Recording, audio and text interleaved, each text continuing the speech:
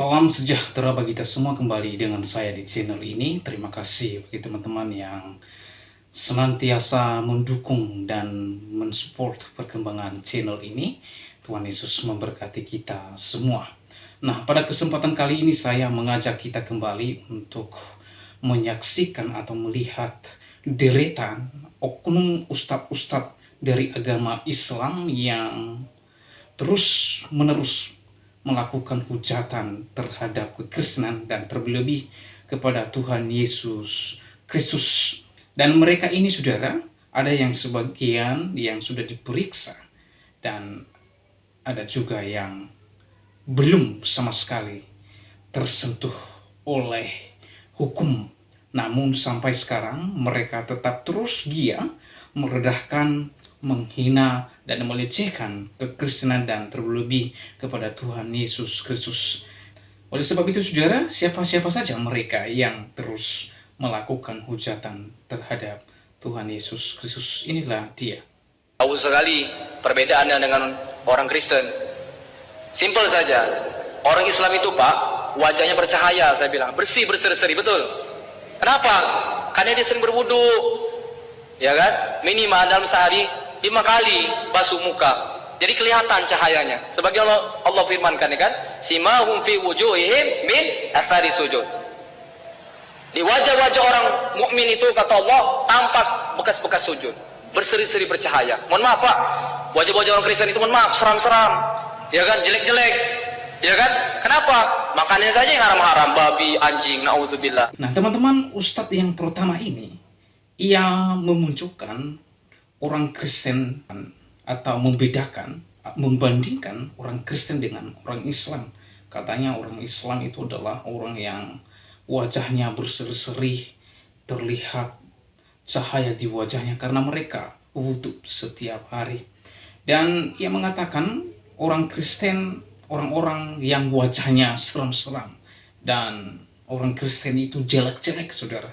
Ya, mengapa? Karena orang Kristen itu makanannya babi dan anjing. Ya, jadi menurut dia orang Kristen wajahnya seram-seram dan orangnya jelek-jelek, ya, karena orang Kristen itu makan makanan yang haram, katanya, seperti babi dan anjing.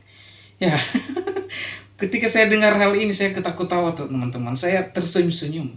Tetapi mereka mengharamkan babi dan anjing, namun mereka juga lebih parah lagi. Mereka pelihara anjing dan juga mereka memakan, ya, minum kencing onta. Sementara binatang tersebut dalam Imamat 11 itu termasuk binatang yang haram. Tetapi mereka ini sering menyerang iman kekristenan dengan hal-hal semacam ini. Maka pertanyaan kita adalah, apakah agama yang dianut oleh ustadz ini mengajarkan hal-hal yang menjelek-jelekan, memojokkan, merendahkan orang lain, ya, seperti yang dia kemukakan baru saja di dalam video itu? Kalau memang agamanya mengajarkan seperti itu, wah, lebih sangat parah dan sangat seram agama ustadz ini. Ya, kalau memang ajaran agamanya mengajarkan untuk menjelek-jelekan orang lain, sungguh sangat seram dan sangat luar biasa. Ya, kalau saya, lebih baik saya tidak menganut agama ustadz ini kalau ajaran agamanya mengajarkan untuk menjelek-jelekan agama dan orang lain. Saya tidak memilih agama tersebut, ya. Kalau hanya kerjanya menjelek-jelekan, merendah-rendahkan agama orang lain. Ya, lanjut. Yang ketiga, Ya. yang dikandung daripada Roh Kudus. Maaf, aduh, astagfirullah. Ini udah bukan distorsi lagi, Ustaz. Ini penghinaan kepada Islam. Penghinaan kepada Islam. Kenapa? Yang dikandung daripada Roh Kudus. Maaf, seribu maaf. Menurut Islam, Roh Kudus itu siapa? Jibril alaihissalam. Yang dikandung oleh Roh Kudus. Roh Kudus membuat seorang perempuan mengandung. bukan karena kun fayakun. Sedangkan Al-Quran menyatakan Isa ibnu Maryam, Yeshua HaMashiach, Yesus Kristus itu jadi karena Allah bilang kun fayakun. Dia bilang apa? Roh Kudus yang membuat itu. Aduh, sex intercourse, terjadi hubungan persetubuhan antara Roh Kudus dengan, terusin Ustaz, Lahir dari anak darah Maria. anak darah Maria, perawan Maria, usianya 12 tahun waktu itu. Disetubui oleh astagfirullahaladzim. Astagfirullahaladzim. Ada ituan dari Roh Kudus. Hamil dia, lahir anak. Yang namanya Yesus Kristus yang adalah Tuhan. Ini bagaimana? Udah bukan 3 ayat itu dipotong, Ustaz. Gimana ini? Ini gimana ini? Habis diacak-acak itu surat Al-Ikhlas. Mengganggu benar nih. Tapi yang dibilang mengganggu pasti orang Islam. Radikal, anti toleransi. Tahu ayat ini nih untuk menghina. Enggak menghina, bos, kita baca doa. Enggak ada penghinaan di sini. Ini justru memuliakan. Belum tentu kalau saya nggak ngomong gini, Ustaz tahu doa ini. Ustaz, kalau saya nggak ngomong, Ustaz tahu doa ini. Ini namanya justru mempromosikan mereka atas kegoblokannya mereka. Dereta yang kedua adalah Ustaz Kainama. Ya. Jadi kita tidak heran lagi Ustaz Kainama ini situan guru palsu ini yang menyesatkan semua pengikutnya.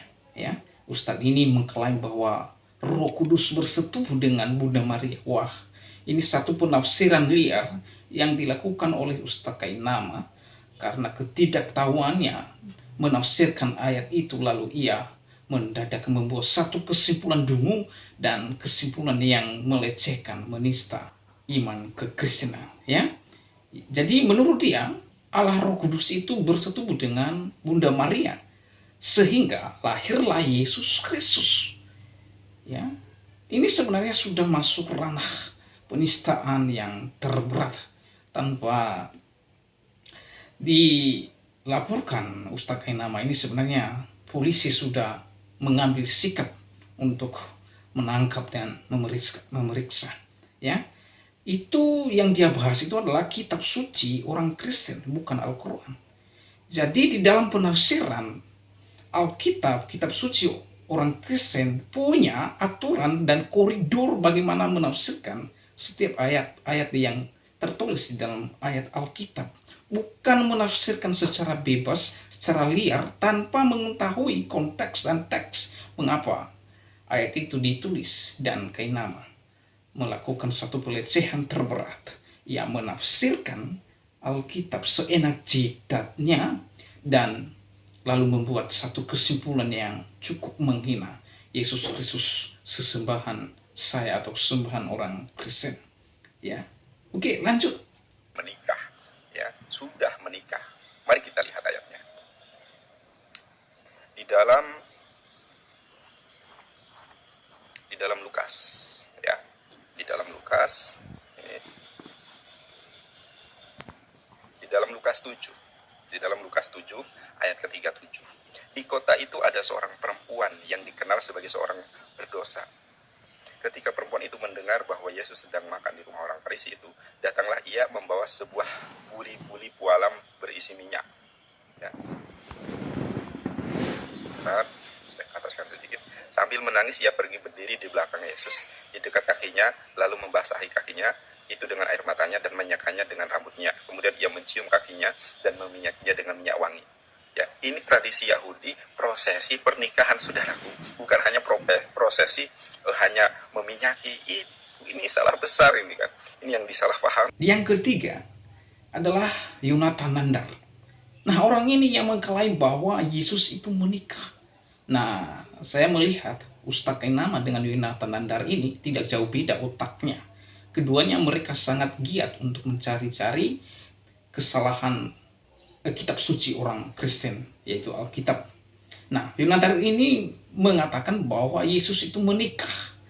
Wow, ini sungguh sangat luar biasa. Ya, mereka mengklaim Yesus menikah. Lalu mereka mengutip ayat-ayat Alkitab dan mereka melakukan satu penafsiran seperti yang dikemukakan oleh Yonatan Nandar ini. Ya, tidak paham sama sekali Alkitab, lalu giat untuk mengajari dan berkuar-kuar di media sosial. Ya, jadi ini satu sama yang dilakukan oleh Ustaz Kainama dengan apa yang dilakukan oleh Nandar. Sama kasusnya, mereka sangat giat untuk melakukan pelecehan terhadap Alkitab. Bahkan Yonatan Nandar ini ia mengklaim bahwa Yesus itu berpoligami. Ya, sementara orang Kristen tidak pernah memahami apa yang dipahami oleh Ustaz Kainama dan Yonatan Nandar. Tidak pernah kami pahami semacam itu. Ya, jika Yesus itu memiliki istri, maka rancangan penebusan atau misi Allah ke dalam dunia ini maka tidak pernah terwujud. Jadi oleh sebab itu, ini satu penghinaan, pelecehan terhadap iman kekristenan. Nah, kemudian apa sebabnya kata ibu itu mirip macam ini? Saya terlalu terbayang salib, nampak salib, jin kafir sedang masuk. Karena di salib itu ada jin kafir. Dari mana masuknya jin kafir? Karena ada patung. Kepalanya ke kiri apa ke kanan? Ada yang ingat kan? Nah, itu ada jin di dalamnya. Jin kafir. Di dalam patung itu ada jin kafir. Makanya kita tidak boleh menyimpan patung. Jin kafir itulah yang mengajak. Makanya kalau keluarga kita di rumah sakit, di dalamnya ada jin kafir itu, tutup. Tutup itu. Kalau sampai dia sakratul maut, kita tak ada di situ. Dia sedang diajak jin kafir. Berhasil. Berapa keluarga orang Islam yang mati dalam keadaan su'ul khotimah. Dipanggil jin, haleluya. Mati kafir. Nauzubillah. Nauzubillah. Selamatkan orang Islam yang sampai mati su'ul khotimah. Kalau kau tak sanggup mengkafirkan dia waktu hidup, kafirkan dia menjelang kematiannya. Tak juga sanggup, antar dia ke makamnya pakai ambulan C, lambang kafir. Balik dari sini beli pilok, hapus itu, ganti bulan sabit merah. Nah, yang keempat, saudara, Ustadz Abdul Somad.